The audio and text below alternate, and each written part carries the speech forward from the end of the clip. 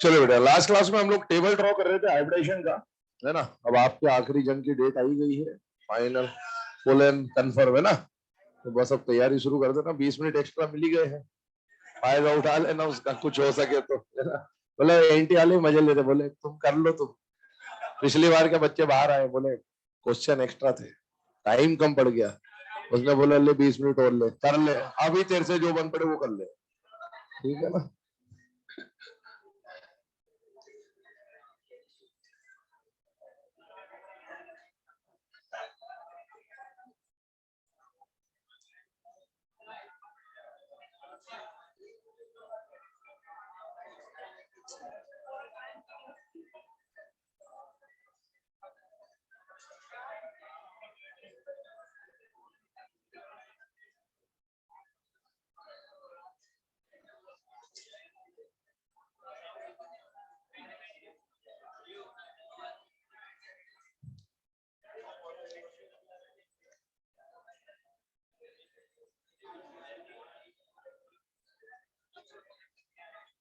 चलो बेटा ना, लास्ट क्लास में जो केसेस हम लोग डिस्कस कर रहे थे वो sp3d के केसेस स्टार्ट कर दिए, शायद सीसो वाला बता दिया था, वो डिस्कस करना बाकी था। SF4 बचा हुआ था ना। चले, केस नंबर कौन सा था ये, 8। चलो हम लोग यहां पर जो डिस्कशन कर रहे थे बेटा, H का value 5, hybridization sp3d, sigma bond 4, lone pair 1, electronic geometry जो बन के आनी चाहिए वो ट्राइगोनल बाइपिरामिडल बन के आनी चाहिए थी। केस का जो टाइप था वो था AB4L1, और ये जो मॉलिक्यूलर ज्योमेट्री आ रही है इसके लिए हमने इसको जिस तरह से रिप्रेजेंटेशन करा था कि सल्फर के आसपास ये जो इक्वेटोरियल पोजीशन है 3 ऐसा, और 2 एक्सियल पोजीशन जो है उसको इस तरह से कुछ रिप्रेजेंट कर दिया था, ठीक है ना। ये रिप्रेजेंटेशन बना लिया था हम लोगों ने। यहाँ पर आ जाएगा फ्लोरीन, फ्लोरीन यहाँ पर भी आ जाएगा फ्लोरीन और फ्लोरीन, और एक यहाँ पर जो लोन पेयर है वो कौन सी पोजीशन पे ऑक्यूपाई करेगा बेटा, इक्वेटोरियल पोजीशन पे। नाम इसका लिखा था सीसो, एक नाम लिखा था डिस्टॉर्टेड टेट्राहेड्रल, है ना। हाँ बस बाकी जो था वो ठीक था। और एंगल्स के बारे में मैंने लिखा था, सारे एंगल लेस देन हो जाएंगे, less than 120 degree, less than 90 degree और लेस देन 180 डिग्री। और एग्जाम्पल में हमने SF4 लिया था और बोला था ये नॉन प्लेनर रहेगा, और इसके अलावा आपसे बोलेगा maximum atom in the plane, तो वो कितने आ जाएंगे यहाँ पर, 4 नहीं 3, है ना। Maximum atom in the same plane 3। चले अब इसको डिस्कस करना बाकी था। यहाँ पर वो बता दिया था लोन पेयर कौन सी पोजीशन ऑक्यूपाई करेगा, उसके बारे में बता दिया था आपको शायद कि डोमिनेंट रिपल्शन कौन से होंगे कौन से नहीं होंगे, ठीक है। एक बार फिर से मैं डिस्कस कर भी दे रहा हूँ, देख लीजिए। सबसे पहले अगर बात करें बेटे यहाँ पर, तो ये 3 जो पोजीशन है ये कौन सी पोजीशन है बेटा, इक्वेटोरियल। ये पोजीशन कौन सी आ रही है, एक्सियल, और ऐसी एक और पोजीशन नीचे जा रही है वो क्या है, एक्सियल। लोन पेयर रखते वक्त मैंने आपको बोला था सबसे पहले, है ना, डिस्टेंस विस्टेंस कुछ भी काम नहीं आता, सबसे पहले चेक करना होता है डोमिनेंट रिपल्शन। अगर आपने लोन पेयर यहां रखा तो इससे ये वाला रिपल्शन 90 डिग्री का डोमिनेंट रिपल्शन तुमको बोला था, जो 90 डिग्री या लेस देन 90 डिग्री। यहां पर लोन पेयर अगर आपने रखा तो ये 90 डिग्री का रिपल्शन है और ये भी 90 डिग्री का रिपल्शन है। कितने डोमिनेंट रिपल्शन लग रहे हैं, 2। इससे इसका एंगल, इससे इसका एंगल 120, ये डोमिनेंट रिपल्शन नहीं है, तो डोमिनेंट 2 ही लग रहे हैं। जबकि अगर आपने लोन पेयर यहां रखा तो ये 3 डोमिनेंट रिपल्शन लगेंगे बेटा। हमेशा लोन पेयर वो पोजीशन ऑक्यूपाई करेगा जहां पर नंबर ऑफ डोमिनेंट रिपल्शन कम हो, और इसलिए लोन पेयर यहां आएगा, और ये बात यहां पर हमने डिस्कस कर ली थी।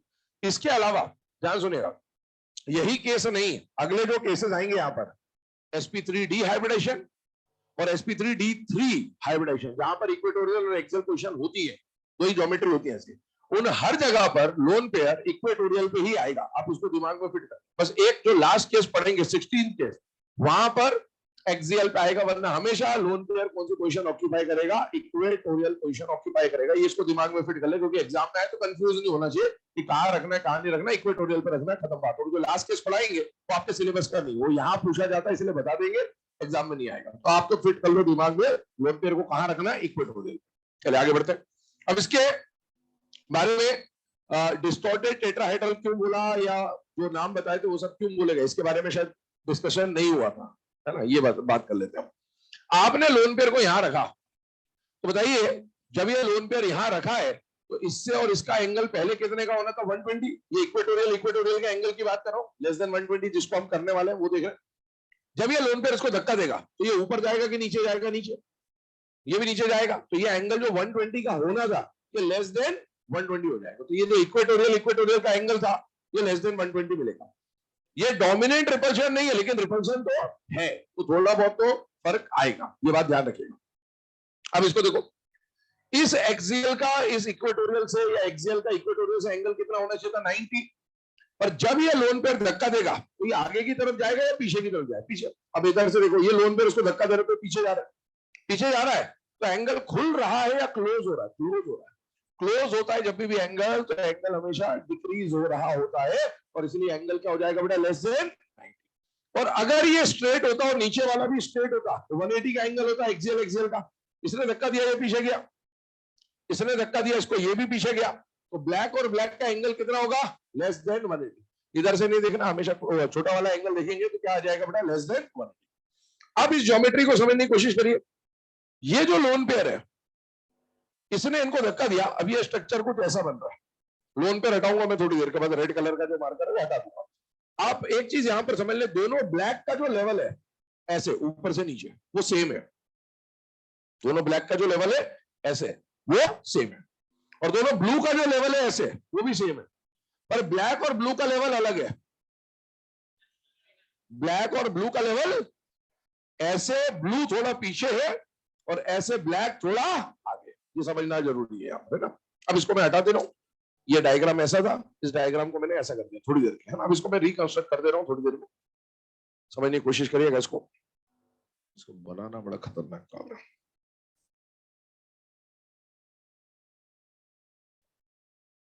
ठीक है ना, कुछ इस तरह का ये स्ट्रक्चर बन जाता है, जिसमें से ब्लैक थोड़े से ऊपर है और ब्लू थोड़े से नीचे, ऐसा स्ट्रक्चर बनाया था मैंने बोलता दोनों ब्लैक का लेवल ऐसा सेम है, दोनों ब्लू का लेवल सेम है, लेकिन ब्लू थोड़ा पीछे है और ब्लैक थोड़ा आगे।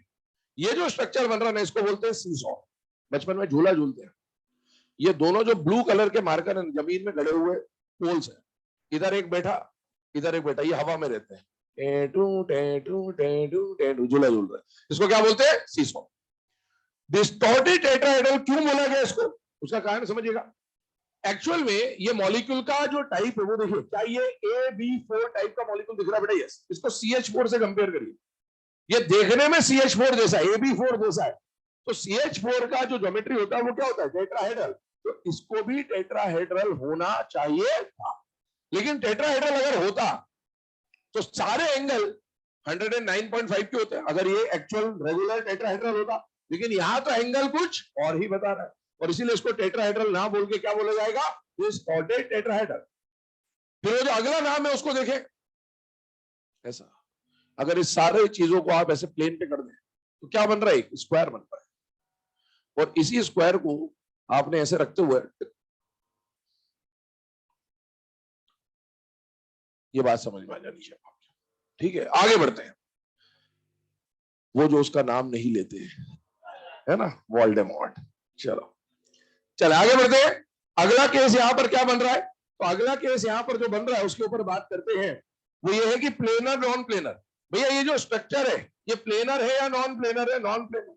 क्यों नॉन प्लेनर है, क्यों नॉन प्लेनर है, प्लेन के लेवल्स अलग अलग है। तो maximum atom in the plane कितने, कितने, 4 नहीं है। ये चारों एक प्लेन पे नहीं है, ध्यान रखना। ये थोड़ा पीछे है और ये थोड़ा आगे, और सेंट्रल एटम और ही आगे। इसमें 3 लेयर्स हैं। ये अलग लेवल पे है, ब्लैक और ब्लैक अलग लेवल पे, और ये तो दुनिया में ही अलग लेवल पे जी रहा है ना। इसमें 3 लेवल्स हैं। तो जब आप सामने से देखोगे तो ब्लैक ब्लैक और सेंट्रल एटम एक ही प्लेन पे, या ब्लू ब्लू और सेंट्रल एटम एक ही प्लेन पे, तो maximum atom in the plane 3 रहने वाले। ये कंडीशन आपको बता दी गई। आगे बढ़ते हैं अगले केस की तरफ, और नेक्स्ट वाला जो केस आता है वो आता है ClF3। अच्छा एक और बात सुनना, इसको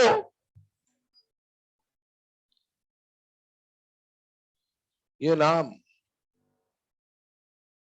भी बोला जाता है। क्या क्या बोला जाता है? पाई शेप और के शेप। क्यों बोला पाई शेप? क्योंकि इस स्ट्रक्चर को ऐसे घुमाओ तो रेड वाला जो है ना वो ऐसा, ये डॉटेड लाइन जो बना रहा हूं ये रेड है, और जो ब्लैक बना रहा हूं ये ऐसा बन रहा है, ठीक है। और यहां पर ऊपर कौन बैठा हुआ है? Lone pair. तो ये स्ट्रक्चर ऐसा बन रहा है। क्या ये पाई जैसा दिख रहा है आपको? यस। तो वो क्या बोल रहे थे? पाई शेप। इसको ऐसे पकड़ के यूं घुमा दो तो ये क्या दिखता है? के जैसा। तो क्या बोल रहे थे? के शेप। तो यकीन मानिए अगर ऐसा आपने सुना है तो आपका कट चुका है। ये ना पाए है ना के है। अगर ऐसा आपने सुना है तो गलत सुना है, ठीक है। ये बात ध्यान रखना, ये पाए और के नहीं होता है। ये पाए और के नहीं होता। कोई स्टैंडर्ड बुक ये बात लिखती नहीं, ये सिर्फ अपने मन का भ्रम है और मन का वहम है और मन से बनाई गई संरचना का नाम है, ये स्ट्रक्चर का नाम है। ये ध्यान से रखिए। पाए और के क्यों नहीं बोल रहे वो समझने की कोशिश करिए। जिस भी व्यक्ति ने इसका नाम पाए और के रखा है उसको ये समझाने की बहुत आवश्यकता है कि पाए और के प्लेनर होता है। समझिएगा, आपने लोन पेयर यहां रखा, इस लोन पेयर ने इसको ऐसे पीछे धक्का दिया और इस लोन पेयर ने इसको पीछे धक्का दिया, ये स्ट्रक्चर बनाया था अभी मैंने थोड़ी देर पहले, इसको हटा दीजिए। और ये स्ट्रक्चर बनने के बाद कुछ इस तरह से आपको देखने को मिल रहा है। ये स्ट्रक्चर कुछ इस तरह से आपको देखने को मिल रहा है, ऐसा स्ट्रक्चर। ये जो स्ट्रक्चर है ना बेटा, इस स्ट्रक्चर को आप देखें, ये कौन सा पाए है? ऐसा पाए कहां बनाया तुमने कि लाइन ऐसी खींची और डंडा यूं और यूं खींचे? ये पाए नहीं है। ये कौन सा के है? अगर ये ऐसा होता, सेम प्लेन पे होता तो ये के होता, तो ये पाए होता। ये तो प्लेनर ही नहीं है। आपको बोर्ड पे प्लेनर दिख रहा है, इसका मतलब ये थोड़ी कि प्लेनर है। बोर्ड पे तो सब कुछ प्लेनर बन रहा है। तो ध्यान रखना, ये पाए और के नहीं। सुना है भूल जाओ, और अगली बार कोई सुना है तो देख के हंस लेना,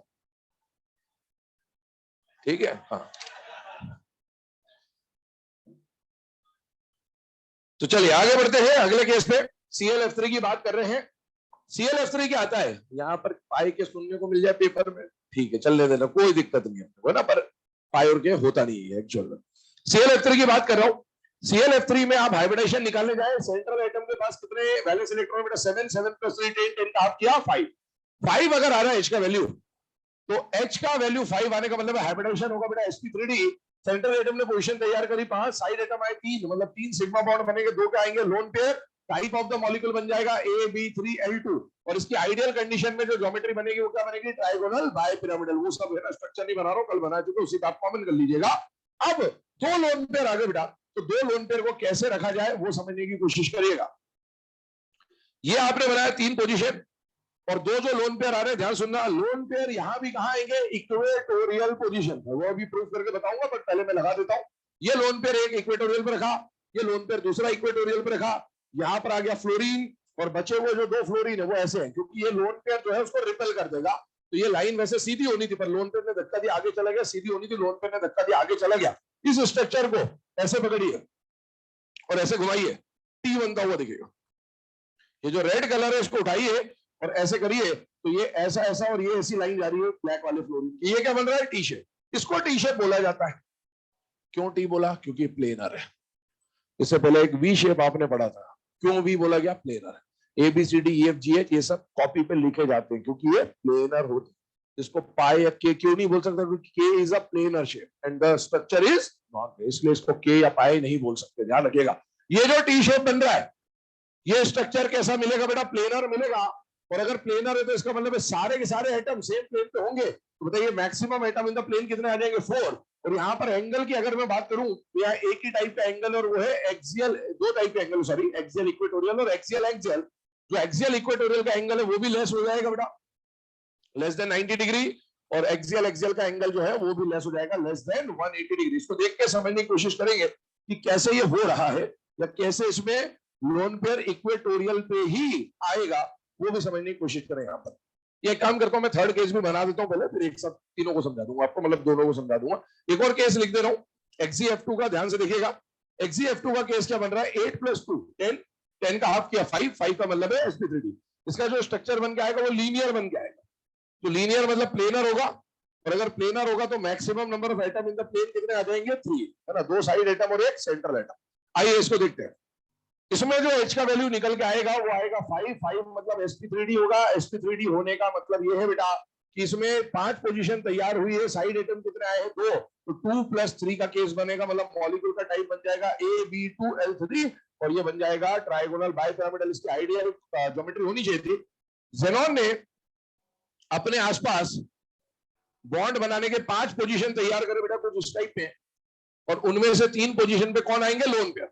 लोन पेयर जब भी आएगा यहां पर, कहां पर आएगा, इक्वेटोरियल पे। ये मैंने आपको बोल दिया है, थोड़ी देर के लिए याद रख लीजिए इसको, और इसको प्रूव करेंगे हम लोग। यहां पर आ गया, और जब ऐसा आ गया तो आपने एक फ्लोरीन यहां रखा, एक फ्लोरीन यहां रखा। अब इसको जब 3D में सोचने की कोशिश करिए, ये तीनों लोन पेयर, वेक्टर लॉ पे चलिए, तीनों लोन पेयर का जो रिपल्शन है वो आपस में जाके क्या हो जाएगा, कैंसल। और अल्टीमेटली देखो, ये लोन पेयर इसको इधर धक्का देगा, ये लोन पेयर इधर धक्का देगा, ये उधर धक्का देगा, घूम फिर के जहां पर जिसको होना था वो वहीं पे आ जाएगा। और वहीं पे आ जाएगा तो ये जो स्ट्रक्चर बन रहा है, ये कैसा स्ट्रक्चर बन रहा है बेटा, लीनियर। इसका जो शेप बन जाएगा या मॉलिक्यूलर ज्योमेट्री बन जाएगी वो लीनियर बन जाएगी, और एंगल एक ही है 180 डिग्री का। अब इसको डिस्कस कर लेते हैं, 3D में समझ लीजिएगा क्या पॉसिबिलिटी है इसकी। सबसे पहले ये 3 पोजीशन जो आपको दिखाई गई है, कौन सी पोजीशन है बेटा, इक्वेटोरियल, ये आ गया एक्सियल, और एक एक्सियल नीचे। अब आपके पास 2 लोन पेयर आए, ये वाला केस बता रहा हूं, 2 लोन पेयर वाला, 2 लोन पेयर आए।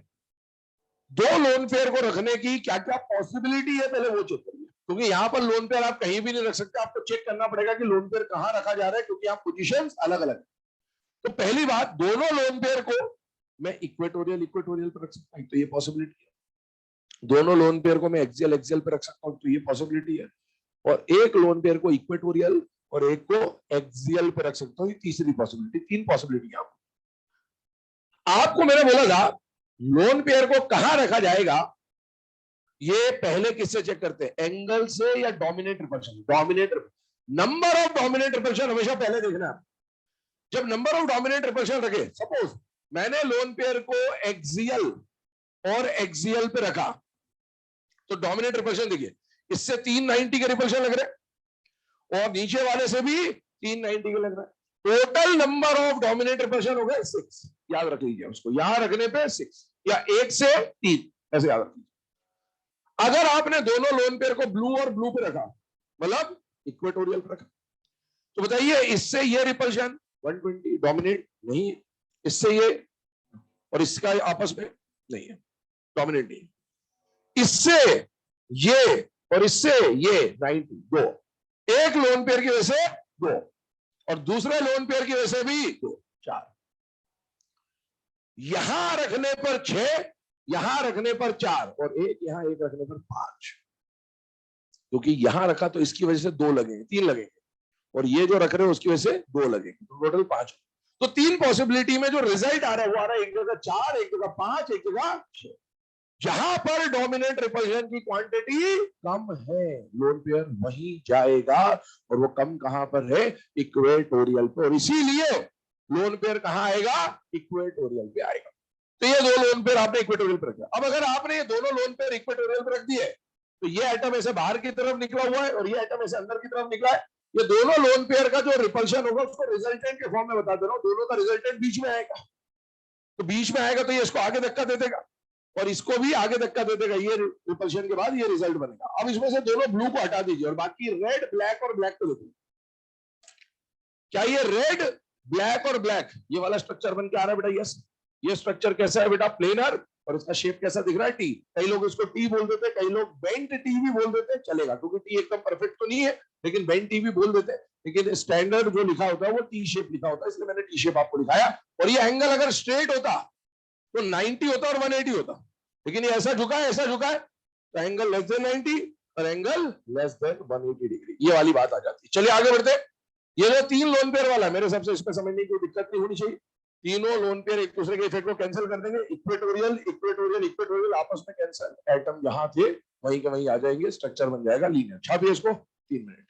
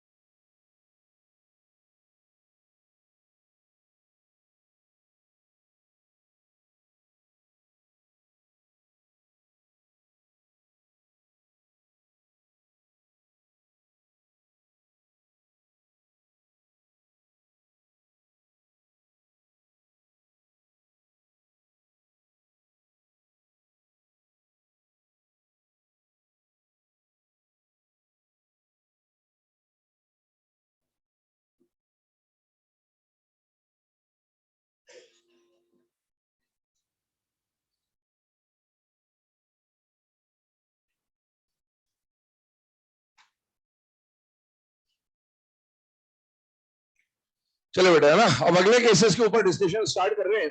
अभी तक जो हमने डिस्कशन किया, this was about sp3d hybridisation. अब अगला जो डिस्कशन स्टार्ट होगा that will be about sp3d2।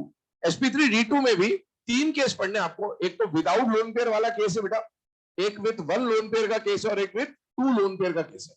तो सारे केसेस 1 बाय 1 डिस्कस कर रहे हैं हम लोग। सबसे पहले अगर हम लोग बात करें तो पहला जो केस आता है normal case without any lone pair, वो SF6 है। ये ऑलरेडी आपको बताया हुआ है। अगला केस जो हम यहाँ पर डिस्कस करेंगे, सपोज IF5 या BRF5 टाइप का मॉलिक्यूल दे दिया जाए, इसको डिस्कस करेंगे, और एक XeF4 को डिस्कस करेंगे। पहले तीनों के लिए हम लोग यहाँ पर कंसिडरेशन देखें। ये केस नंबर 11 है, this is case number 12 and this is case number 13। चलिए, SF6 के लिए अगर आप कैलकुलेशन करें तो 6 + 6 12, 12 का हाफ किया 6 आ जाएगा। और जब भी H का वैल्यू 6 आएगा, इसका मतलब हाइब्रिडेशन क्या हो जाएगा बेटा, sp3d2। sp3d2 हाइब्रिडेशन अगर आया है तो आइडियल कंडीशन में जो ज्योमेट्री हो जाएगी वो ऑक्टाहेड्रल हो जाएगी, या फिर क्या बोल सकते हैं बेटा, स्क्वायर बाय पिरामिड। अभी यहाँ पर 6 पोजीशन तैयार हुई, साइड एटम कितने आ रहे, 6, मतलब 6 सिग्मा बॉन्ड बनेगा और 0 लोन पेयर बनेगा, मतलब मॉलिक्यूल का टाइप हो जाएगा AB6L0। अगला केस, इसकी ज्योमेट्री अगर देखी जाए तो बेटा सेंट्रल एटम ने अपने आसपास इस बोर्ड के प्लेन पे क्या बनाया बेटा, एक स्क्वायर बनाया, स्क्वायर बाय पिरामिडल। और पिरामिडल का मतलब मैंने बोला था प्लेन से ऊपर की तरफ एक पिरामिड और प्लेन से नीचे की तरफ एक पिरामिड। तो जो ऊपर और नीचे वाला पिरामिड है उसको हम लोग बोर्ड पे इस रेड कलर से रिप्रेजेंट कर रहे हैं। सपोज ये 2 position out of the plane और इनसाइड द प्लेन। अब अगर ये ज्योमेट्री है, अभी आप देखो लोन पेयर 0 है, तो लोन पेयर जब 0 होगा तो इलेक्ट्रॉनिक ज्योमेट्री और मॉलिक्यूलर ज्योमेट्री क्या आ जाएगी, सेम। और इस केस में जो बॉन्ड एंगल आइडियली होते हैं वो 180 डिग्री और 90 डिग्री के होते हैं। आपको बताया जा चुका है ऑलरेडी, इसके 3 एंगल होते हैं और इसके 12 एंगल्स होते हैं। ये जो स्ट्रक्चर है ये नॉन प्लेनर होगा, क्योंकि जो रेड कलर के एटम बनाए गए हैं वो आउट ऑफ द प्लेन और इनसाइड द प्लेन है, और आपसे पूछेगी maximum number of atom in the plane, तो आंसर विल बी 5। सारे ब्लैक कलर के एटम प्लेन पर है, ये हम लोग ऑलरेडी डिस्कस कर चुके हैं जीरो लोन पेयर के केस में। अब आइए अगला वाला जो एग्जांपल ले रहे हैं IF5 का, तो IF5 या BRF5 ये इंटर हेलोजन कंपाउंड्स हैं XX-5 टाइप के, जो आपको सिलेबस में पढ़ने होता है। IF5 को अगर हम लोग देखें तो बेटा 7 + 5 12, 12 का हाफ किया 6 आ जाएगा। जैसे ही H का वैल्यू 6 आया, हाइब्रिडाइजेशन पक्का है, कौन सा होगा, sp3d2, और उसका अरेंजमेंट क्या होगा बेटा, स्क्वायर बाय पिरामिडल, और इस तरह का स्ट्रक्चर होना चाहिए था। अब टाइप ऑफ मॉलिक्यूल पहचाने तो बेटा 6 पोजीशन तैयार हुई है, साइड एटम कितना है 5, तो एक क्या आएगा लोन पेयर, तो टाइप ऑफ द मॉलिक्यूल बन जाएगा AB5L1। अगले वाले केस को भी देख लेते हैं साथ ही साथ। HCF4 8 जेनॉन के वैलेंस इलेक्ट्रॉन प्लस 4, 8 + 4 12, 12 का हाफ किया 6, 6 का मतलब आ जाएगा sp3d2, sp3d2 में 4 साइड एटम है बेटा, तो 2 लोन पेयर आ रहे होंगे, और इसका भी ज्योमेट्री बनना चाहिए square by pyramidal, but type of the molecule will be AB4L2। अब क्योंकि यहां और यहां लोन पेयर आए हैं, तो लोन पेयर आया है तो इलेक्ट्रॉनिक ज्योमेट्री और मॉलिक्यूलर ज्योमेट्री अलग अलग होंगे, तो अब उसके ऊपर बात करते हैं। आइए इधर, आयोडीन ने अपने आसपास बॉन्ड बनाने के कितने पोजीशन तैयार करे बेटा, 6, इस तरह से। और सिमिलरली जो जेनॉन है, नीचे वाले मॉलिक्यूल को उसको भी ले लेते साथ में, कंसीडर कर लेते। जेनॉन ने भी अपने आसपास बॉन्ड बनाने के कितने पोजीशन तैयार करे बेटा, 6, इस तरह से। अब ऊपर वाले केस में कितना लोन पेयर है, और नीचे वाले केस में कितना लोन पेयर है, 2। पहला लोन पेयर जो आया, अब बताइए उसको क्या कहीं भी रख दे या चेक करना पड़ेगा, चेक करना पड़ेगा, और दूसरे वाले में भी चेक करना पड़ेगा। अरे हाँ या ना, पहला वाले में तो चेक करना ही नहीं है। क्यों नहीं करना है, मैंने आपको बताया था इसमें फ्रेम ऑफ रेफरेंस की कहानी है, इसमें पोजीशन अलग है ही नहीं, सारी पोजीशन सेम है, सारी पोजीशन सेम है, एक ही लोन पे आ रहा है, कहीं भी लगा तो कोई फर्क नहीं पड़ता। जब 2 आएंगे चेक करना पड़ेगा, वो बताता हूं।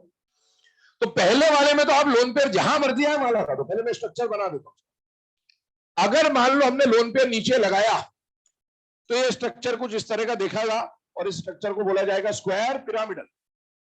स्क्वायर पिरामिडल बॉन्ड एंगल इसमें जो आइडियल थे उससे कम हो जाएंगे, less than 90 and less than 180। और ये स्ट्रक्चर आप देखो रेड कलर से जो फ्लोरीन दिखा है ये प्लेन पर नहीं होगा, तो स्ट्रक्चर कैसा आएगा, नॉन प्लेनर। और नॉन प्लेनर है तो फिर वही क्वेश्चन आपसे पूछा जाएगा, maximum number of atom in the plane. Same कहानी, सुने मेरी बात ध्यान से, यहां पर भी मैं पहले लोन पेयर लगा देता हूं, फिर स्ट्रक्चर आपको 3D में समझाता हूं। यहाँ फ्लोरीन, यहाँ फ्लोरीन, यहाँ फ्लोरीन, यहाँ फ्लोरीन, ये तो इलेक्ट्रॉनिक और मॉलिक्यूलर ज्योमेट्री में जब एग्जांपल बताया था तो यही एग्जांपल लिया ही था मैंने। स्क्वायर प्लेनर होगा, और यहाँ पर एंगल 180 के होंगे आइडियली, और 90 डिग्री के होंगे, और ये स्ट्रक्चर मिलेगा प्लेनर, नाम ही स्क्वायर प्लेनर है तो प्लेनर है, और आपसे पूछेगा maximum number of atom in the plane. ठीक है, अब बताइए इस वाले केस में maximum number of atom in the plane कितने हैं?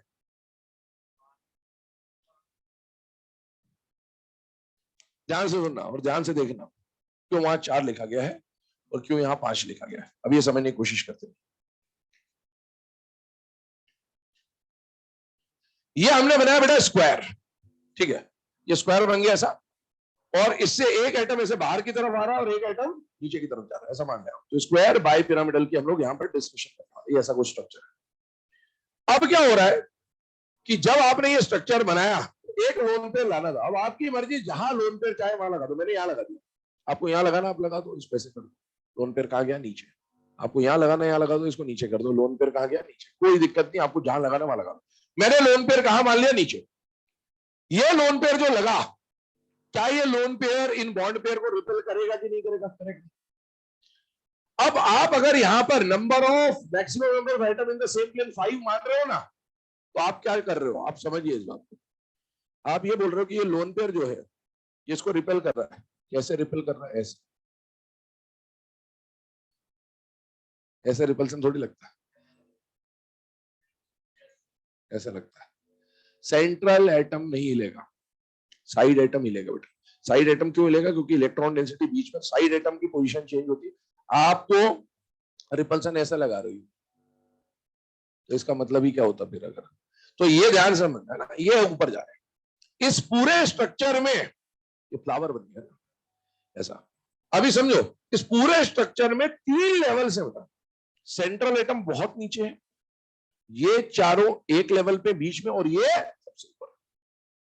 तो आपको ये स्ट्रक्चर तो नॉन प्लेनर है, उसमें तो कोई दिक्कत नहीं, लेकिन maximum atom in the plane 5 नहीं हो सकते, क्योंकि सेंट्रल एटम तो नीचे है। कितने आएंगे? 4। ये बात समझ में आ गई आपके, है ना? क्योंकि अगर वैसे जा रहा होता फिर तो सारी कहानी अलग चुकी, बदल चुकी होती, टेबल ही अलग बन रहा होता।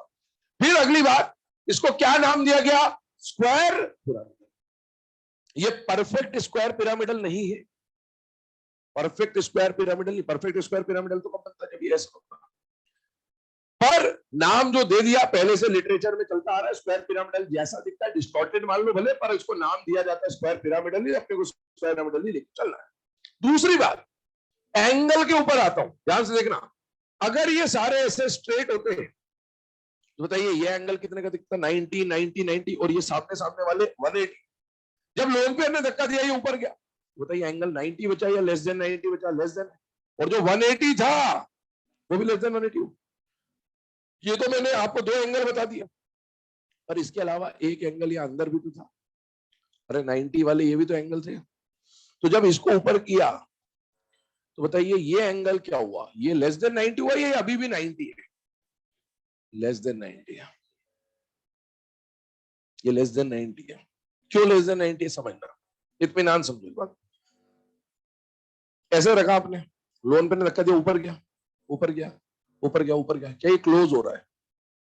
एक टाइम पे अगर रिपल्शन बढ़ाते जाओ, बढ़ाते जाओ, बढ़ाते जाओ, बढ़ाते जाओ, बढ़ाते जाओ, बढ़ाते जाओ, बढ़ाते जाओ, तो क्या ये ऐसा हो जाएगा? मतलब एंगल 90 से किसकी तरफ जा रहा है? 0 की तरफ। तो अगर थोड़ा सा भी रिपल्शन लगा है तो आपको समझ में आना चाहिए 2-4 डिग्री तो कम हुआ होगा। तो इसीलिए यहां पर जो एंगल है वो लेस देन 90 ही है, ये बात समझ में आ जानी चाहिए, क्लोज हो रहा है। चलिए आगे बढ़ते हैं, अगले वाले केस के ऊपर आता हूं। इसमें लोन पेयर जहां मर्जी आई थी वहां लगा दिया आपने, क्योंकि एक ही लोन पेयर था। लेकिन अब लोन पेयर चेक करना पड़ेगा। सर क्यों चेक करना पड़ रहा है? सारी पोजीशन तो सेम है। हाँ, पोजीशन सारी सेम है बेटे, लेकिन एंगल 2 तरह के। आप लोन पेयर को 90 पे भी रख सकते हो और आप लोन पेयर को 180 पे भी रख सकते हो। इसमें चेक करना पड़ेगा कि 90 पे रखें या 180 पे रखें। ऐसा स्ट्रक्चर है, अगर मैं लोन पेयर को यहां और यहां रखता हूं, या यहां और यहां रखता हूं, या यहां और यहां रखता हूं, ये 180 पे रखा, एक ये पॉसिबिलिटी है। और एक पॉसिबिलिटी में यहां रख दूं, या यहां रख दूं, या यहां रख दूं, या यहां रख दूं, या यहां रख दूं, वो 90 पे आएगा। तो 2 तरह की पॉसिबिलिटी कि आप लोन पेयर को 90 पे भी रख सकते हो और 180 पे भी रख सकते हो। और कहां रखना है, कैसे चेक करेंगे? Dominant repulsion. डोमिनेंट रिपल्शन पे आ जाइए। लोन पेयर सपोज यहां और यहां रखा, 180 पे रखा, तो बताइए इसकी वजह से 90 के रिपल्शन 4, और इसकी वजह से भी 90 के रिपल्शन 4, टोटल 8 कंप्लीट। आपने लोन पेयर यहां और यहां रखा, कोई भी 90 पे रख लो वही रिजल्ट आएगा। तो मैं यहां से बताता हूं, यहां और यहां रखा तो इसकी वजह से 90 के रिपल्शन 4, 1 2 3 4, और इसकी वजह से भी 4, 1 2 3 4। तो आपने चाहे लोन पेयर यहां रखा तो भी टोटल रिपल्शन 8 लगे डोमिनेट, और आपने यहां और यहां रखा तो भी डोमिनेट 8 ही लगे, क्योंकि इस बार नंबर ऑफ डोमिनेट रिपल्शन बराबर आए। मान लो एक जगह 6 आता और एक जगह 8 आता, तो कहां जाता? 6 वाले में। लेकिन यहां पर टाई हो गया बेटा, और टाई हो गया तो टाई ब्रेकर में क्या यूज करते हैं? लोन पेयर का डिस्टेंस।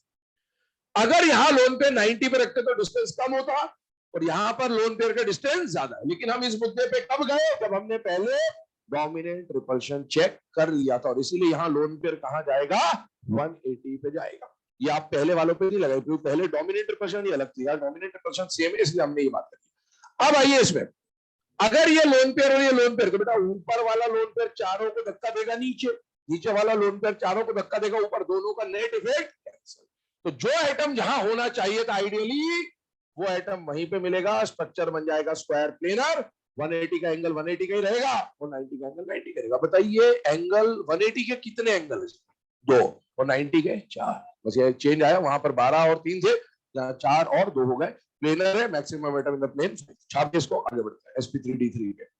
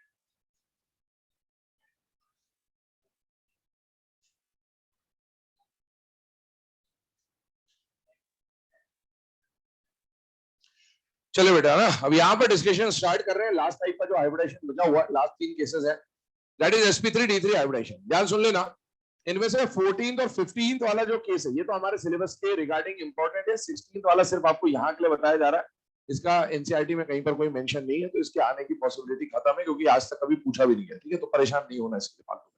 अब देखिए ये जो केसेस अभी आपके सामने बने हुए हैं इसको हम लोग वन बाय वन डिस्कस कर रहे हैं। सबसे पहली बात, मॉलिक्यूल क्या क्या दिए जाएंगे आपको, तो सबसे कॉमन एग्जांपल तो इसमें हो जाएगा वो हो जाएगा IF7।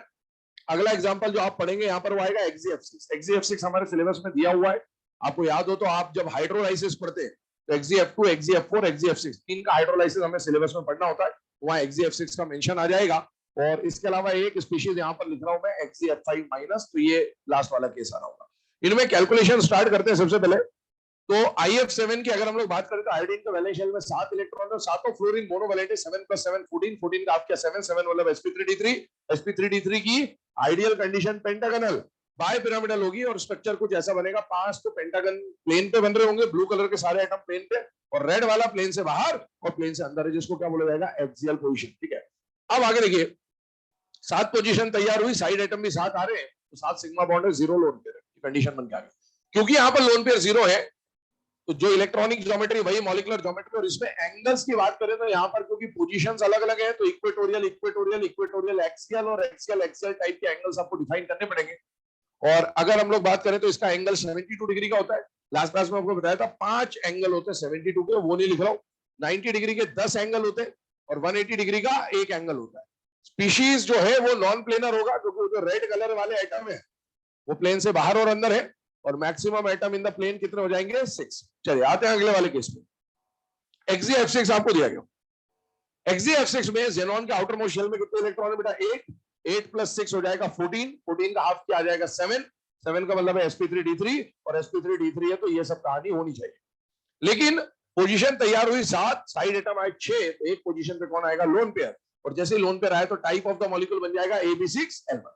ये जो AB6L1 है क्योंकि यहाँ एक लोन पेयर आ गया है तो लोन पेयर को अब आपको यहाँ इंक्लूड करना पड़ेगा, और इसलिए इलेक्ट्रॉनिक और मॉलिक्यूलर ज्योमेट्री अलग हो जाएगी। और लोन पेयर कहाँ रखना है तो मैंने आपको बोला है जब भी इक्वेटोरियल एक्सियल आता है लोन पेयर कहाँ आएगा इक्वेटोरियल। यहाँ पर मैं डायरेक्ट इक्वेटोरियल पर रख दे रहा हूँ, लेकिन आपको अगर चेक करना हो तो आपको तरीका बताया जा चुका है, डोमिनेटर क्वेश्चन आप काउंट कर लेना, आंसर मिल जाएगा आपको।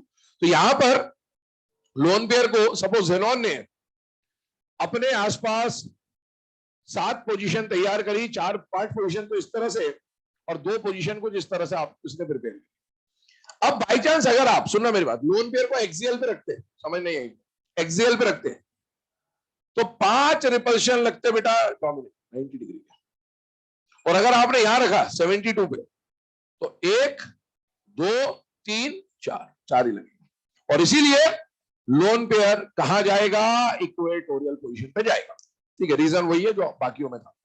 और यहां पर आ जाएगा फ्लोरीन फ्लोरीन, और बाकी जगह पर भी क्या आ जाएंगे बेटा फ्लोरीन फ्लोरीन फ्लोरीन और फ्लोरीन। ये जो स्ट्रक्चर बन के आ रहा है इस स्ट्रक्चर को बोला जाता है डिस्टॉर्टेड ऑक्टाहेड्रल, डिस्टॉर्टेड ऑक्टाहेड्रल, या फिर इसे बोला जाता है capped octahedral, capped octahedral.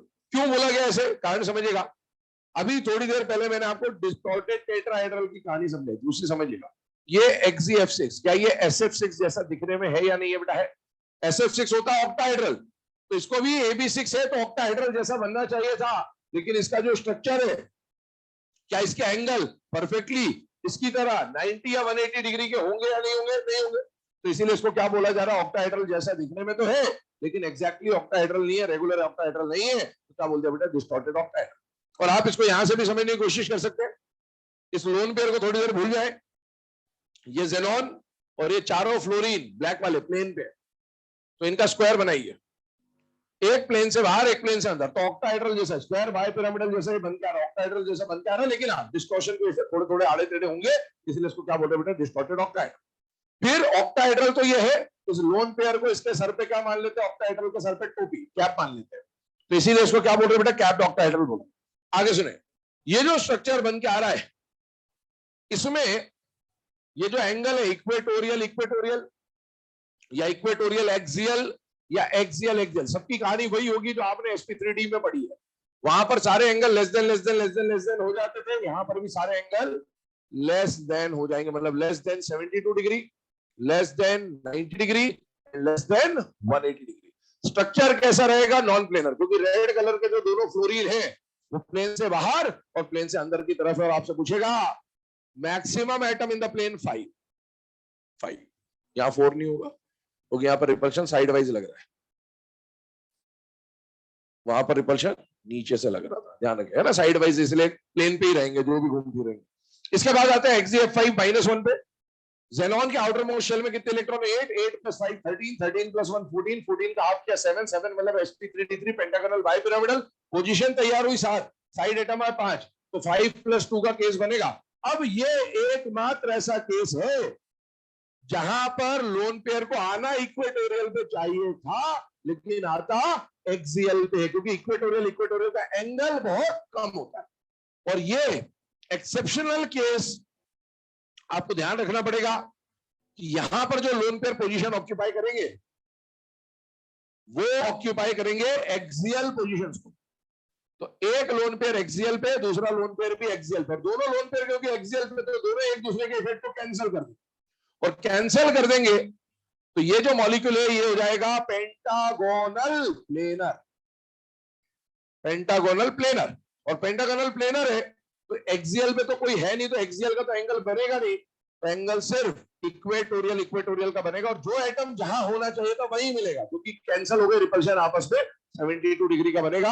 Structure will be planar और maximum atom in the plane कितने हो जाएंगे? 6। पर फिर से बोल दे रहा हूं, ये लास्ट वाला केस आपके सिलेबस में मेंशन नहीं है, यहाँ के पेपर में पूछ लेता है, इसलिए बता दिया, देख लेना बस इसको मैं डायग्राम को एक बार 3D में आपको समझा भी देता हूं किस तरह से ये बन रहे हैं, देख लीजिएगा, समझ लीजिएगा इत्मीनान से। देखिए ये जो स्ट्रक्चर बना रहे हम लोग, ये सपोज एक पेंटागन का स्ट्रक्चर बना दिया हम लोगों ने इस तरह से, और इस पेंटागन से एक एटम ऐसे बाहर की तरफ आ रहा है एक्सियल पोजीशन, और एक एटम ऐसे नीचे की तरफ जा रहा है। अब आपने लोन पेयर को यहां रखा, तो लोन पेयर को यहां रखा, अब लोन पेयर को हटा दीजिए क्योंकि हम मॉलिक्यूलर ज्योमेट्री की बात कर रहे हैं, और लोन पेयर ने धक्का वक्का दिया होगा तो ये ऐसे स्ट्रेट नहीं रह गए, थोड़े थोड़े पास पास आ गए हैं और ये थोड़ा पीछे आ गया। ये स्ट्रक्चर देखिए, इसको आप बनाने के लिए तो स्क्वायर टाइप में बना देंगे, लेकिन क्या ये परफेक्ट स्क्वायर बन रहा है? क्या नहीं। और ये एटम जो ऊपर है ये भी परफेक्टली ऊपर नहीं, थोड़ा सा ऐसे झुका होगा क्योंकि लोन पेयर यहाँ था, उसको धक्का दिया, ऐसा धक्का दिया, तो देखने में ये ऑक्टाहेड्रल जैसा दिख तो रहा है, लेकिन ये परफेक्ट ऑक्टाहेड्रल नहीं है, इसलिए इसको नाम क्या दिया? Distorted octahedral. और आप देख सकते हैं दोनों ऊपर और नीचे वाले मार्कर या पेन को हटा दो तो बाकी सारे एटम तो प्लेन पे हैं, तो maximum atom in the plane 5। अगले वाले केस में क्या हुआ? अगले वाले केस में यह हुआ कि लोन पेयर जो आया कहां आया? ऊपर। और कहां आया? नीचे। ऊपर वाला पांचों को नीचे धक्का देगा, नीचे वाला पांचों को ऊपर धक्का देगा, जो जहां था वो वही रहेगा, और जब वही रहेगा तो क्या बनेगा? Pentagonal planar.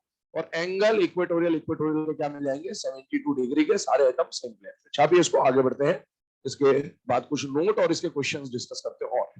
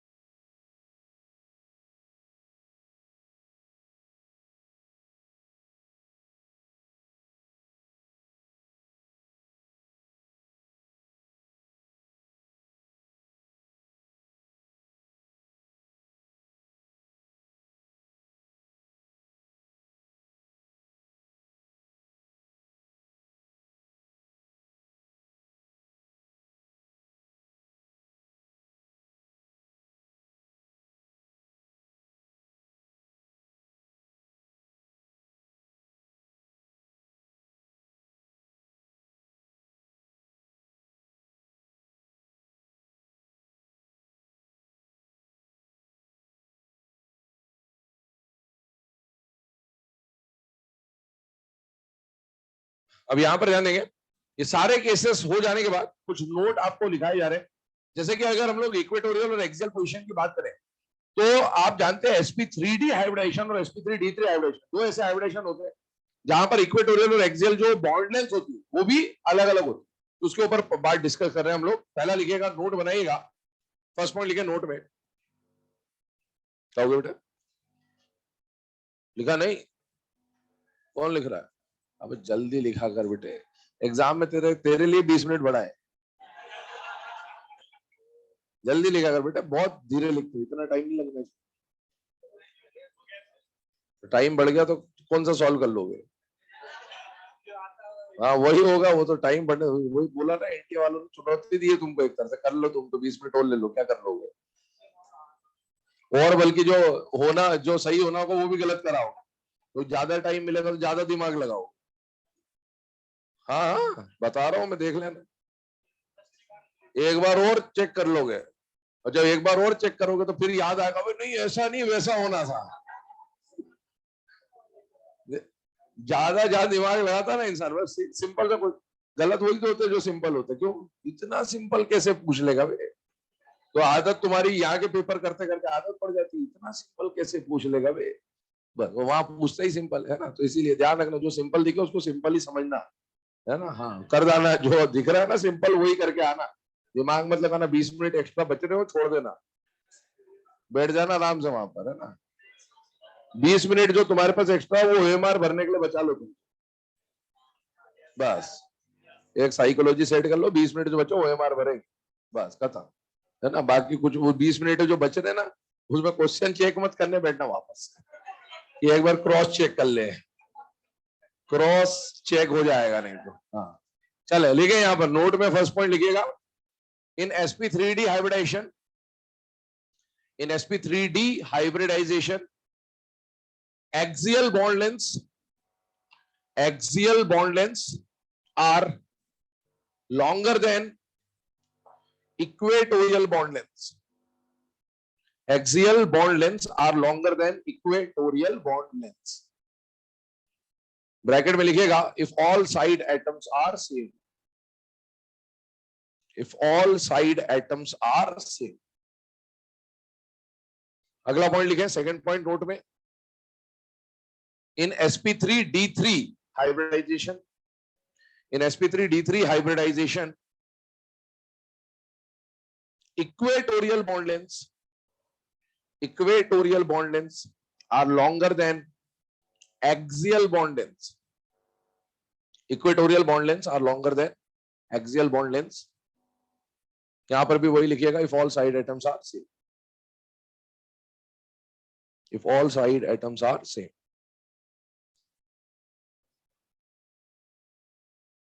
तीसरा पॉइंट लिखेंगे, hybridization of oxyacids, hybridization of oxyacids and their oxyanions, hybridization of oxyacids and their oxyanions are same. Hybridization of oxyacids and their oxyanions are same. ठीक है, अब ये तीनों जो पॉइंट आपको लिखाएगा बेटा, इस पर डिस्कस कर रहा हूं वन बाय वन, ध्यान से लिखिएगा, ध्यान से समझिएगा। सबसे पहले अगर हम लोग बात करें sp3d हाइब्रिडाइजेशन की, और उसके बाद हम लोग बात करेंगे sp3d3 हाइब्रिडाइजेशन की। मान लीजिए ये जो पॉइंट बता रहा हूं वो ध्यान समझ लेना ना, ये बॉन्ड एंगल में भी काम आएगा। मान लो ये सेंट्रल एटम है और ये दोनों साइड एटम है, तो सेंट्रल और साइड एटम के बीच में एक एंगल बना हुआ है, ठीक है, सपोज ये एंगल है, और इसमें जब हम बोलते हैं कि रिपल्शन लग रहा है, भाई यहां पर भी इलेक्ट्रॉन पेयर है और यहां पर भी इलेक्ट्रॉन पेयर, तो रिपल्शन एटम नहीं कर रहे होता, रिपल्शन तो बेसिकली किस पे हो रहा होता है, इलेक्ट्रॉन पेयर पे हो रहा होता है। अब अगर दो इलेक्ट्रॉन पेयर में रिपल्शन तगड़ा लग रहा है, डोमिनेंट रिपल्शन लग रहा है, या है ना ज्यादा रिपल्शन हो रहा है, तो रिपल्शन कम करने के इनके पास दो तरीके होते हैं, या तो ये एंगल बढ़ा ले तो रिपल्शन कम हो जाएगा, और या फिर ये लेंथ बढ़ा ले। लेंथ बढ़ाने से क्या फायदा हुआ, देखिएगा, ये अगर बॉन्ड लेंथ यहां पहुंच जाए और अगर ये बॉन्ड लेंथ यहां पहुंच जाए, तो देखिए एंगल वही मेंटेन रहा, लेकिन इलेक्ट्रॉन डेंसिटी जो है वो आपस में कहां पहुंच गई बेटा, दूर दूर पहुंच गई, और रिपल्शन क्या हो जाएगा, काउंटर हो जाएगा। तो किसी भी दो एटम को अगर अपने बीच का रिपल्शन कम करना है, तो उसके पास दो रास्ते होते हैं हमेशा, या तो एंगल बढ़ा ले और या फिर लेंथ बढ़ा ले। एंगल यहां पर बढ़ा नहीं सकता, क्यों? क्योंकि हाइब्रिडाइजेशन से तो ऑलरेडी वैसे एंगल बन के आए हैं जो मैक्सिमम डिस्टेंस पर है, तो अब एंगल बढ़ा नहीं सकता, तो क्या तरीका है? तरीका है लेंथ बढ़ाने का। इसको अप्लाई करके देख लेते। मान लीजिए ये तीनों इक्वेटोरियल और ये एक्सियल पोजीशन हमने ली। अब इसमें एंगल सोचिएगा, यहां पर भी इलेक्ट्रॉन डेंसिटी, यहां भी इलेक्ट्रॉन डेंसिटी, यहां भी इलेक्ट्रॉन डेंसिटी, हर जगह इलेक्ट्रॉन डेंसिटी है। इन दोनों का एंगल कितने का? 120, और इसका एंगल कितने का? 90, और इसका एंगल कितने का? 180। 180 साइड में रखो, कोई मतलब ही नहीं उससे। यहां पर भी रिपल्शन है, यहां पर भी रिपल्शन है, लेकिन ये रिपल्शन तो कमजोर है क्योंकि एंगल ज्यादा है। तो सबसे तगड़ा रिपल्शन इसमें यहीं पे लग रहा है, तो इसी को अपना रिपल्शन कम करने की जरूरत है, और इसी को अपना रिपल्शन कम करने की जरूरत है, तो ये उठ के इधर आ जाएगा। जैसे ये यहाँ आया, इससे इससे इससे इसका डिस्टेंस बढ़ गया, और डिस्टेंस बढ़ गया तो रिपल्शन क्या हो गया? काउंट। एंगल नहीं बढ़ा सकता था। अगर आप सोचे कि भाई सर ये एंगल इससे इसका रिपल्शन देख रहे हैं, ये पीछे गया तो इससे तो दूर हो गया, लेकिन इनके तो नजदीक हो गया, तो ये बोले चल उधर निकल, क्यों मेरे पास क्यों आ रहा है उधर, है ना? तो ये इधर उधर नहीं जा सकता। प्रॉब्लम इसके साथ ही है, तो इसको कहां जाना पड़ेगा? ऊपर जाना पड़ेगा। जब ये ऊपर चला जाएगा तो रिपल्शन ऑटोमेटिकली क्या हो जाएगा? कम हो जाएगा, और इसीलिए sp3d हाइब्रिडाइजेशन में एक्सियल बॉन्ड लेंथ क्या मिलेगी आपको? बड़ी मिलेगी। जबकि जब हम पेंटागोनल बायपिरामिडल की बात करेंगे, सपोज ये पेंटागन बना दिया अपन, ठीक है, इसमें क्या हो रहा है? इसमें ये वाला एंगल है 72 का, और ये वाला एंगल है 90 का, तो यहां पर भी रिपल्शन है 90 पे, और यहां पर भी रिपल्शन है 72 पे, लेकिन तगड़ा रिपल्शन कौन है? ये वाला। तो अपना रिपल्शन कम करने की जरूरत इसको है, और इसको अगर रिपल्शन कम करना है तो ये धक्का देगा, तो ये इधर तो जा नहीं सकता, ये बैठा हुआ है, बोले चल निकल, तो ये क्या करेंगे? इस तरह से ये रिपल्शन क्या कर लेंगे? कम कर लेंगे। तो sp3d3 में इक्वेटोरियल बॉन्ड लेंथ बड़ी हो जाएगी, और sp3d में एक्सियल बॉन्ड लेंथ बड़ी हो जाएगी। ये पॉइंट आपको लिखा है, उसके साथ में एक पॉइंट लिखा हुआ है, if all side atoms are same. Side atom same हो तब ये बात हमेशा वैलिड है। अगर साइड एटम अलग हो गए तो फिर कुछ भी हो सकता है, फिर हो सकता है इक्वेटोरियल बड़ा हो जाए, फिर हो सकता है एक्सियल बड़ा हो जाए, क्योंकि साइड एटम चेंज होगा तो शेल नंबर चेंज होगा, और शेल नंबर चेंज होगा तो बॉन्ड लेंथ चेंज होगी, क्योंकि बॉन्ड लेंथ डिपेंड किस पे करती है? शेल नंबर पे। तो वो बात अलग है, वो बॉन्ड लेंथ जब पढ़ेंगे डिटेल में उसके जो क्वेश्चन करा दूंगा। अगला पॉइंट जो आपको लिखाया गया वो है ऑक्सी एसिड और उनके ऑक्सी एनायन का हाइब्रिडाइजेशन क्या होता है। इस पॉइंट को सुनना और ध्यान समझना। हालांकि अभी हमको हाइब्रिडाइजेशन निकालना तो हम इस पॉइंट के बिना भी निकाल सकते हैं, लेकिन ये पॉइंट अभी समझना जरूरी है। क्यों? क्योंकि हमको आगे जाके ऑक्सी एसिड्स के स्ट्रक्चर बनाने में, और स्ट्रक्चर बनाने तो स्ट्रक्चर के लिए क्या बात जरूरी है वो आपको समझना जरूरी। जैसे मैं आपको एक एग्जांपल से बताता हूँ। हमने लिया H2CO3, हमने लिया H2SO4, हमने लिया H2SO3, हमने लिया HNO3, ये कुछ ऑक्सी एसिड्स मैंने आपके सामने लिया। ऑक्सी एसिड्स क्या होते हैं? नॉन मेटल के हाइड्रोक्साइड को क्या बोलते हैं? Oxy acid. ऑलरेडी पढ़ा चुका हूं ये, अगर नहीं पता तो अगले साल ही पता चलेगा। आगे सुनो, इन सबका स्ट्रक्चर बना, मैंने बोला आपको H2CO3 का स्ट्रक्चर बना दीजिए, चलिए बनाइए। आपको हाइब्रिडाइजेशन निकालना है, हाइब्रिडाइजेशन निकालने का तरीका दो बताया, एक तो sigma bond plus lone pair, और एक बताया half B plus M minus C plus. इसमें आप half B plus M minus C plus लगाइए। पहले तो कार्बन सेंट्रल एटम है 4, हाइड्रोजन मोनोवैलेंट है 2, ऑक्सीजन मोनोवैलेंट नहीं है, साइड में बढ़ को H का वैल्यू 3 आ गया, 3 का मतलब हाइब्रिडाइजेशन हो गया। ठीक है, अब किसी को अगर इसके स्ट्रक्चर से sigma bond plus lone pair से निकालना है, अब देखो कितने हाइड्रोजन है? 2, कितने ऑक्सीजन है? 3।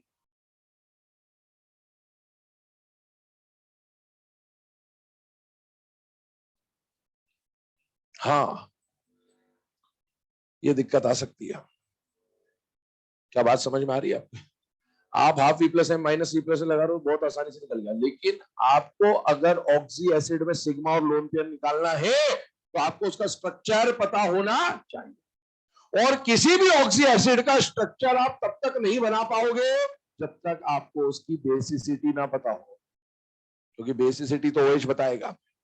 तो अगर आपको OH ही नहीं पता कितने हैं, या OH है भी या नहीं है ये नहीं पता, आप सॉल्व नहीं कर सकते। स्ट्रक्चर से कभी भी सॉल्व नहीं कर पाओगे, स्ट्रक्चर बनाने हैं, इनके आगे काम आएंगे। तो आप देखिए, हाइब्रिडाइजेशन सिर्फ निकालना होता तो कोई दिक्कत नहीं थी, बिना स्ट्रक्चर के सॉल्व हो जाता, लेकिन स्ट्रक्चर बनाने इसलिए बात कर ले रहा हूं ताकि इसकी भी थोड़ी सी हैबिट हो जाए आपको प्रैक्टिस पे। अब देखिए, अगर हमें किसी भी, ये लाइनें बहुत काम की है, सुन लेना ध्यान से, लिखना हो तो लिख भी लेना। किसी भी ऑक्सी एसिड का स्ट्रक्चर तब तक नहीं बना सकते जब तक उसका बेसिसिटी ना पता हो, पहली बात। अब बेसिसिटी पता कैसे चलेगा? बेसिसिटी तो प्रैक्टिकली निकाली जाती है और प्रैक्टिकल करने का साधन हमारे पास नहीं। एग्जाम में आया कि भैया इसका बेसिसिटी निकाल दो, आप प्रैक्टिकल करने थोड़ी जाओगे पेज फाड़ के जाके गए बेसिसिटी निकाले। बेसिसिटी प्रैक्टिकली कैसे निकालते? N1V1 equal to N2V2 neutralise करके पता चलता है इनफैक्ट बेसिसिटी। तो बेसिसिटी प्रैक्टिकली निकाली जाती है, हमारे पास प्रैक्टिकल करने का साधन नहीं है, तो हम क्या करेंगे? हम तो जुगाड़ लगाएंगे। और जुगाड़ क्या है? ऑक्सी एसिड में जितने हाइड्रोजन है उतनी बेसिसिटी मान लेना है। क्या मान लेना है? जितने हाइड्रोजन है उतनी बेसिसिटी मान लेना, और जितनी बेसिसिटी के स्ट्रक्चर में उतने OH होंगे। तो ये जो बताया ये जुगाड़ है, ये कॉन्सेप्ट नहीं, और ये 4-5 जगह फेल होगा, वो आगे डिस्कस करेंगे जब ऑक्सी एसिड बताऊंगा। फिलहाल के लिए इतना ही अपने लिए काफी है कि आप सुन ले, किसी भी ऑक्सी एसिड का स्ट्रक्चर आप तब तक नहीं बना पाओगे जब तक आपको उसकी बेसिसिटी ना बताओ। बेसिसिटी प्रैक्टिकली निकाली जाती है, तो प्रैक्टिकल करने का साधन नहीं है, तो हमने क्या करा? हमने जुगाड़ लगाया। जुगाड़ क्या लगाया? किसी भी ऑक्सी एसिड में जितने हाइड्रोजन उतनी बेसिसिटी। तो बताइए इसकी बेसिसिटी क्या हो जाएगी? 2। इसका मतलब क्या हुआ? इसके स्ट्रक्चर में कितने OH होंगे? 2। इसकी बेसिसिटी बताइए 2, तो 2 OH है, इसकी बेसिसिटी भी 2, 2 OH है और इसकी बेसिसिटी 1, तो 1 OH आएगा। इसी तरीके से आप जानते हैं H3PO4 कितने हाइड्रोजन है? 3, बेसिसिटी 3। इसी के 2 जो आते हैं H3PO2, H3PO3 वो एक्सेप्शन में आएंगे, उसमें ये जुगाड़ नहीं लगेगा, तो वो हम लोग आगे डिस्कस करेंगे। अभी फिलहाल के लिए बस इतना पॉइंट आपको पता होना चाहिए। अब एक बात और सुने, ऑक्सी एसिड जब बनाए जाते हैं तो 2 तरह के ऑक्सी एसिड आप पढ़ेंगे किसी भी सेम एलिमेंट के लिए।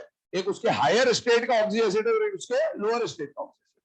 हायर स्टेट के ऑक्सी एसिड को एक बोला जाएगा, लोअर को बोला जाएगा ferric, ferrous, cupric, cuprous, sulphurous, sulphuric, है ना, फॉस्फोरस, फॉस्फोरिक, इस तरह के नाम आएंगे।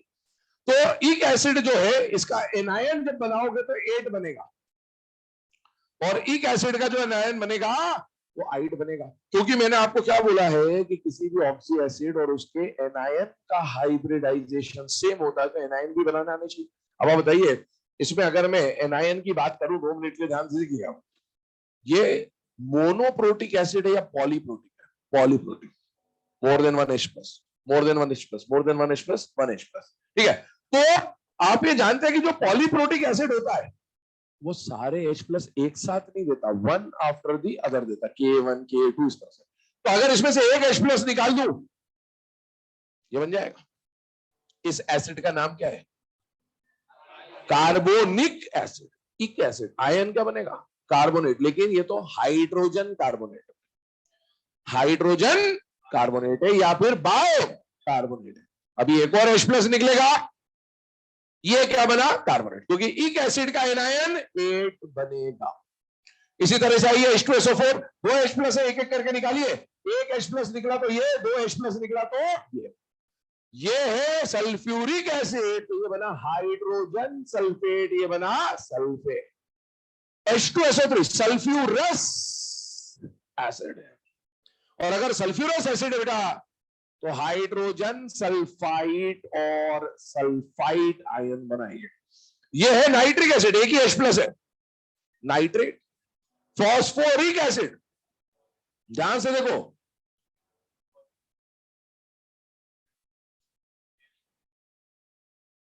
ये बनेंगे 3 एनायन। इसको क्या बोलेंगे? इसको बोलते हैं डाई हाइड्रोजन फॉस्फेट आयन, इसको बोलते हैं मोनो हाइड्रोजन या फिर हाइड्रोजन फॉस्फेट आयन, तो इसको क्या बोलते हैं? फॉस्फेट। क्या बात समझ में आ रही है आपको? तो कभी ये नाम आ जाए तो अपने को समझ में आना चाहिए क्या है। तो अब इनमें से मैं, इन तीनों में से किसी का भी हाइब्रिडेशन निकालू सेम ही आएगा, इनमें से मैं किसी का भी हाइब्रिडेशन निकालू सेम ही आएगा। तो ये आपको मैंने थोड़ा सा हिंट दे दिया। अब इसको हम लोग अप्लाई कर रहे हैं क्वेश्चन के फॉर्म में। तो चाहे मैं ऑक्सी एसिड का हाइब्रिडेशन निकालू चाहे उसके ऑक्सी एनायन का हाइब्रिडेशन निकालू, हाइब्रिडेशन सेम आएगा। क्वेश्चन बोल रहा हूं, लिखेगा।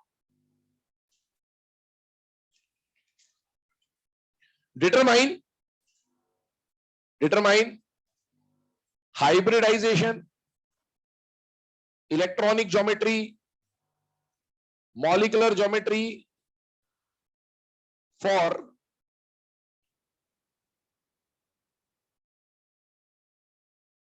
ठीक है। आपके सामने मैं केसेस लिख रहा हूं, 20-25 केसेस लिखूंगा। आपके पास 5 से 7 मिनट का टाइम रहेगा, उसमें सॉल्व कर लेना। जितने केस आपसे सॉल्व हो जाए उसके बाद मैं थोड़ा आंसर लिख दूंगा, ठीक है।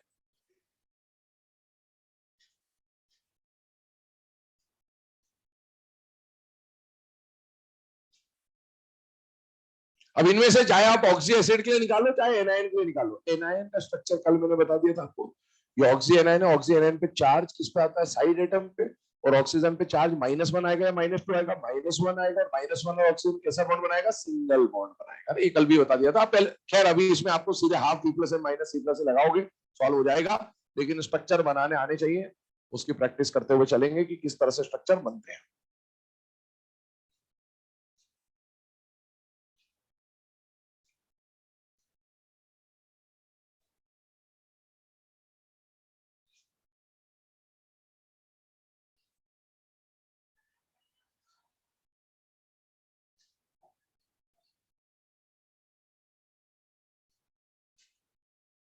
मंत्रमुग्ध किया जा रहा है।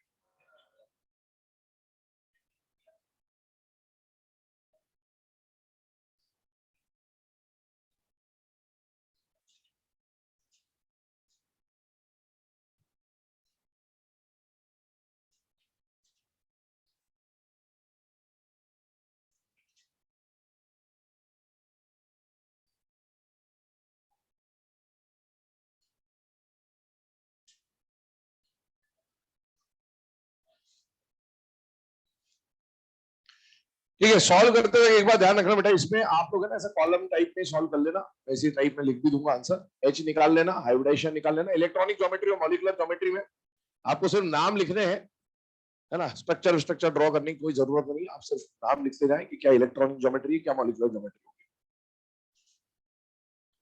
और वो जो हाफ वी प्लस है माइनस सी प्लस है आप लगा रहे हैं, उसके लिए कृपया कॉपी पेन का इस्तेमाल ना करें, ये बात ध्यान रखना। हाफ वी प्लस है माइनस सी प्लस है माइंड में करो, टाइम भले अभी ज्यादा लग जाए, लेकिन प्रैक्टिस उसी चीज की करो कि माइंड में आप कैलकुलेशन कर पाओ।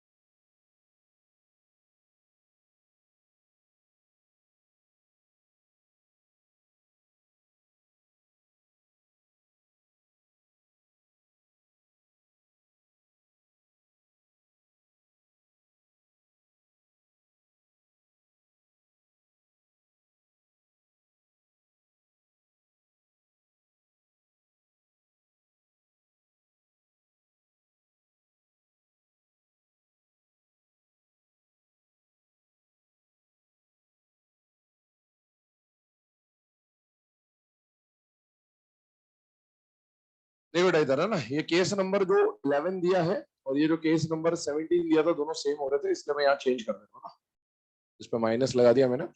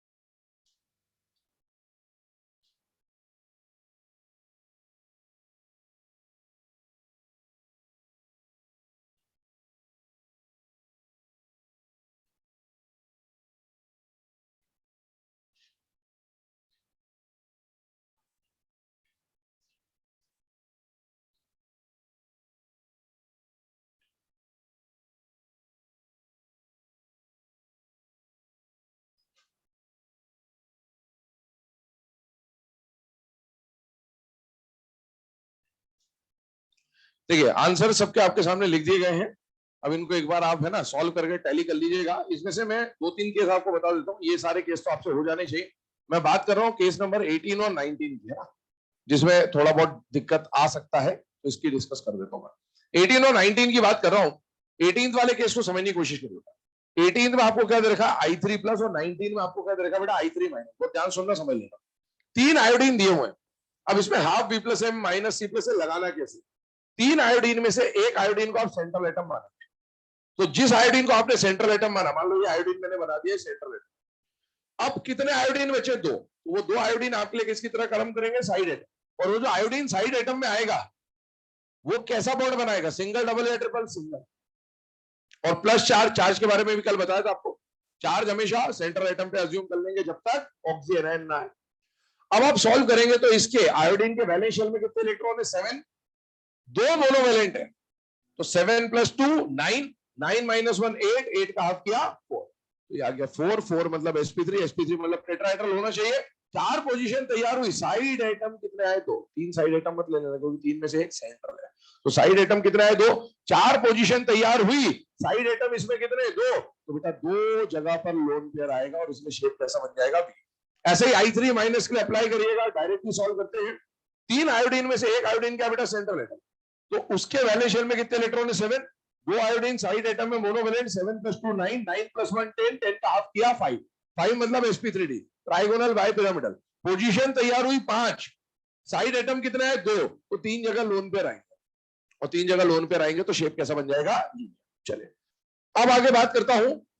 यहां पर 3 केसेस आपके सामने लिखे हुए, और ये 3 केसेस को आप अगर हाफ बी प्लस है माइनस सी प्लस से सॉल्व करने जाएंगे तो आपके आंसर में गड़बड़ी आ सकती है, इसलिए इसको स्ट्रक्चर से सॉल्व करना है। ध्यान सुनिएगा क्या कंडीशन आ रही। पहली बात, C3O2 में तो आपको समझ में आ ही जाना चाहिए। मैंने आपको स्टार्टिंग में बोल दिया था कि अगर एक से ज्यादा सेंट्रल एटम वाला कोई मॉलिक्यूल आ जाए तो वहां half B plus M minus C plus से काम नहीं करेगा, पर यहां पर काम करना चाहिए था। जैसे SiO2 आ गया, एक ही सेंट्रल एटम है, आप इसमें half B plus M minus C plus से लगाइए तो इसका हाइब्रिडेशन H का वैल्यू 2 आएगा और हाइब्रिडेशन आएगा Sp। जबकि हमने लास्ट क्लास में VBT जब पढ़ा था तो उसमें आपको इसका स्ट्रक्चर बनवाया था सिलिका का। ऐसा स्ट्रक्चर होता है, एक्सपांडेड स्ट्रक्चर होता है, कोवलेंट स्ट्रक्चर होता है, जायंट स्ट्रक्चर होता है बेटा। इसमें सिग्मा बॉन्ड है 4 और lone pair on central atom है 0। तो इसमें जब H का वैल्यू आप कैलकुलेट करेंगे तो H का वैल्यू 4 आएगा। 4 मतलब इसका हाइब्रिडेशन हो जाएगा sp3। बहुत ध्यान सुनो, इसमें फॉर्मूला गलत हो रहा है। क्यों गलत हो रहा है फॉर्मूला? गलती फॉर्मूले की नहीं है, गलती इसकी है। इसका स्ट्रक्चर CO2 की तरह ही, याद करिए VBT में यही तो बात करी थी हमने, ऐसा होना चाहिए था। अगर ऐसा होता तो हाइब्रिडेशन यकीन मानिए sp आता जो फॉर्मूले से निकल रहा है। लेकिन इसमें ये पाई बॉन्ड वीक हो गए, और वीक हो गए तो इसने स्ट्रक्चर बदल लिया। अब इसने अपना रूप ही बदल लिया, तो उसमें फॉर्मूले की क्या गलती? उसको थोड़ी मालूम है कि अपना स्ट्रक्चर चेंज करके बैठा हुआ। तो फॉर्मूले से जो आ रहा है वो सही आ रहा है, वो होना चाहिए था, लेकिन इसने स्ट्रक्चर चेंज किया। इसका मतलब इसका हाइब्रिडेशन चेंज मतलब चेंज हो जाएगा। और ऐसे कोई भी मॉलिक्यूल जिनका स्ट्रक्चर होना कुछ और चाहिए था और होता कुछ और है, उन सब जगह पर ये हाफ बी प्लस है माइनस सी प्लस आपको धोखा दे सकता है। पर अपने सिलेबस में ज्यादा जरूरत नहीं पड़ेगी, इसकी जरूरत पड़ेगी इसलिए बता दिया। अच्छा एक और बात बताओ, ये जो स्ट्रक्चर है याद करिए, इसका कॉपी में स्ट्रक्चर बनाया था, ऐसे रिंग बनवाई थी, 8 मेंबर रिंग विंग बताया था आपको। बताइए ये स्ट्रक्चर प्लेनर है या नॉन प्लेनर है? नॉन प्लेनर है। कॉपी में किताब में आपको सारी चीजें प्लेनर ही दिखाई देंगी, पाई शेप और के शेप जैसी। प्लेनर है या नहीं है वो 3D से पता चलेगा। जब भी कोई चीज प्लेनर या नॉन प्लेनर आपको लग रही हो कॉपी में, आप ये ध्यान रखना, ये इसके लिए नहीं, आगे भी आने वाले स्ट्रक्चर्स के लिए। कॉपी पे कैसा भी स्ट्रक्चर बनवा दिया जाएगा, लेकिन प्लेनर है या नॉन प्लेनर है वो हमेशा आप डिसाइड किससे करेंगे? हाइब्रिडाइजेशन से। और sp3 की ज्योमेट्री क्या होती है? टेट्राहेड्रल। अब इसको टेट्राहेड्रल में इमेजिन करो, सिलिकॉन यहां पर है, एक ऑक्सीजन यहां, एक ऑक्सीजन वहां, एक ऑक्सीजन वहां और एक ऑक्सीजन, और ये चेन आगे बढ़ती जा रही है। तो ये स्ट्रक्चर जो है ये प्लेनर नहीं है, ये क्या है? Non planar. कॉपी में तो आपको वैसा बना के दिखा दिया जाता है क्योंकि वैसे स्ट्रक्चर एनसीईआरटी में दे रखा है, लेकिन ध्यान रखिएगा प्लेनर नॉन प्लेनर का क्वेश्चन आ जाए, it is a non planar molecule. और प्लेनर नॉन प्लेनर कहां से डिसाइड होगा? हाइब्रिडाइजेशन से। आइए अगले केस के ऊपर बात करता हूं। एजाइड आयन, ध्यान सुनना सर, एजाइड आयन क्यों? एजाइड आयन की जरूरत हमारे सिलेबस में कब पड़ेगी? जब पी ब्लॉक आप पढ़ते हो तो वेरी प्योर नाइट्रोजन का प्रिपरेशन होता है बेरियम और सोडियम अजाइड से। तो अजाइड की अगर मैं बात करूं तो अजाइड के वैसे तो कई सारे स्ट्रक्चर, कई सारे कॉन्जुगेटिंग या रेजोनेटिंग स्ट्रक्चर आप बना सकते हैं, पर उनमें से मोस्ट स्टेबल जो रेजोनेटिंग स्ट्रक्चर माना जाता है वो ये आपके सामने है। क्यों इसको माना जाता है ऐसा? क्योंकि यहाँ पर ये जो चार्ज ऊपर दिखाई है फॉर्मल चार्ज, इन सबको आप ऐड करोगे तो कितना आ जाएगा? -1 के बराबर आ जाएगा। इसको स्टेबल इसलिए मानते हैं, डबल बॉन्ड है, सिमेट्रिकल स्ट्रक्चर है। दूसरी बात, प्लस माइनस के अट्रैक्शन को ऐसा मानते हैं कि इस अट्रैक्शन से और ज्यादा एनर्जी रिलीज हो जाएगी, और अगर मॉलिक्यूल आयन की एनर्जी रिलीज होगी तो स्टेबिलिटी बढ़ जाएगी। अब इसका अगर हाइब्रिडेशन निकालना है तो हाइब्रिडेशन किसका निकालोगे? सेंट्रल एटम का निकालोगे। देखिए नाइट्रोजन के आसपास कितने सिग्मा बॉन्ड है? 2। कितने पाई बॉन्ड है? 2। अगर आप हाइब्रिडेशन निकालने जाए तो सिग्मा बॉन्ड 2 है, लोन पेयर लेना होता है 0 है, और जब आप इसको सॉल्व करेंगे तो एच का वैल्यू 2 आ जाएगा। 2 मतलब आ जाएगा sp, sp मतलब लीनियर। यहां पर नाइट्रोजन के वैलेंस शेल में कितने इलेक्ट्रॉन होते हैं? 5 प्लस आया मतलब 1 इलेक्ट्रॉन चला गया, बचे 4 बॉन्ड उसने बना लिया, इसलिए लोन पेयर नहीं था। आगे बढ़ते हैं C3O2 में। आज से 2 साल पहले एग्जाम में क्वेश्चन आया था Br3O8 का स्ट्रक्चर, और यकीन मानिए अगर आपने स्ट्रक्चर नहीं देख रखा तो आप नहीं बना सकते थे, क्योंकि उसमें ऑड इलेक्ट्रॉन की दिक्कत होती है। और काफी मशक्कत के बाद 10-15 मिनट के बाद मास्टर को पता चला पेपर आने के बाद कि वो क्वेश्चन कहाँ दिया हुआ है ना? हाँ, रिडॉक्स में दिया हुआ इंसर्ट, उसी के बाजू में ये भी बना हुआ है, तो अगर वो आ सकता है।